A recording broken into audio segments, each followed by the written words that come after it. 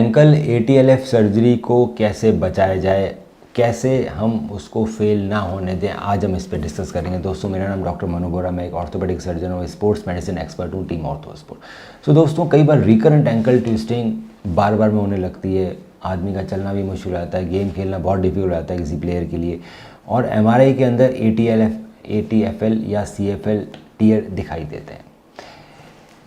इसको कई बार सर्जरी से ठीक किया जाता है और ATFL रिपेयर किया जाता है, CFL रिपेयर किया जाता है।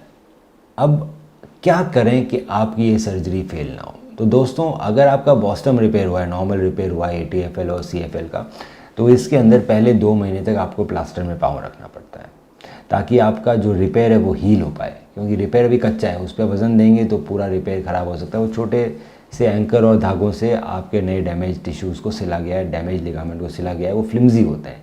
फ्लिम्जी का मतलब आप वज़न देते हो तो धागे उसको काट सकते हैं, तो इसीलिए 2 महीने तक उसको प्लास्टर में रखा जाता है, प्रोटेक्टेड रखा जाता है। आप 2 महीने तक वॉकर से चलते हो, पाँव ज़मीन पे नहीं रखते हो।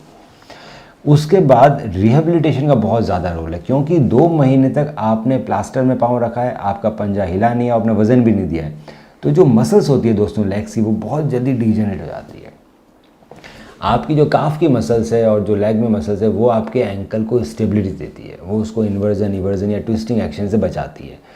सर्जरी के बाद जो इमोबिलिटी हमने 2 महीने तक दी है उसकी वजह से आपकी मसल्स बहुत डिजेनरेट हो गई है अब, तो बहुत हाई चांस होता है कि आपका एंकल दोबारा ट्विस्ट कर जाएगा जब आप 2 महीने बाद चलना चालू करते हो। तो बहुत ज़रूरी है कि आपको बड़े केयरफुल चलना है, आपको उबड़ खाबड़ रास्ते में नहीं जाना है, आपको डांस या इस तरह की एक्टिविटीज़ इनिशियल डेज़ में नहीं करनी है, रनिंग इनिशियल डेज़ में नहीं करनी है, और आपको रेगुलर एंकल स्ट्रेंथनिंग रिहेबिलिटेशन करना है।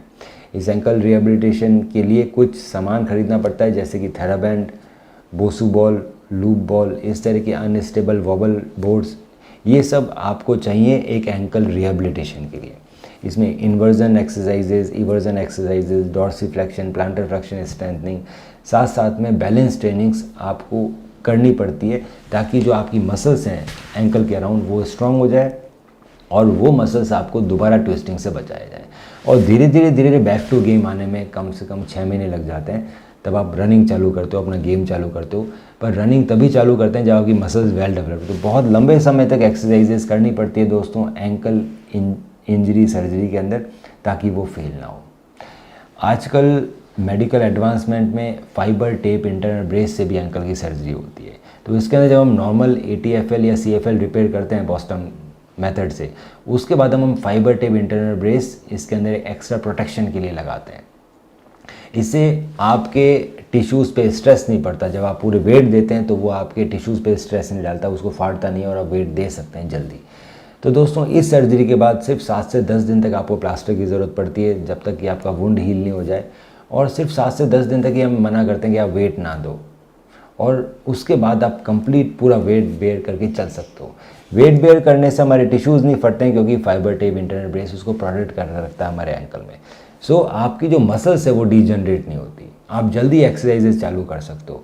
तो जब आप चलना चालू करते हो आपकी मसल्स भी डिजनरेट नहीं हुई, आपने जल्दी एक्सरसाइज भी चालू कर दिए, तो दोबारा ट्विस्ट होने के चांसेस बहुत कम होते हैं, और इसमें बैक टू रनिंग 45 डेज मतलब 1.5 महीने में आ सकता है।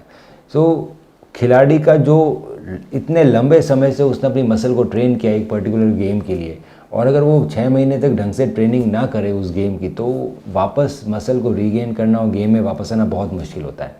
इस सर्जरी के बाद आप 1.5 महीने के अंदर ही गेम में वापस आ सकते हो, रनिंग कर सकते हो और धीरे धीरे अपने गेम में एक्सेल कर सकते हो। तो आपका गेम लॉस बहुत कम होता है और आप बैक टू पीक लेवल जाने के चांसेस हाई होते हैं। अगर आपके MRI में इस तरीके को टीयर लिखा हुआ है ATFL या CFL, तो आप हमें अपनी MRI भेजिए और डिटेल में स्टडी करके मैं बताऊंगा सबसे बेस्ट इलाज क्या रहेगा आपके लिए। हम रखें आपका ख्याल।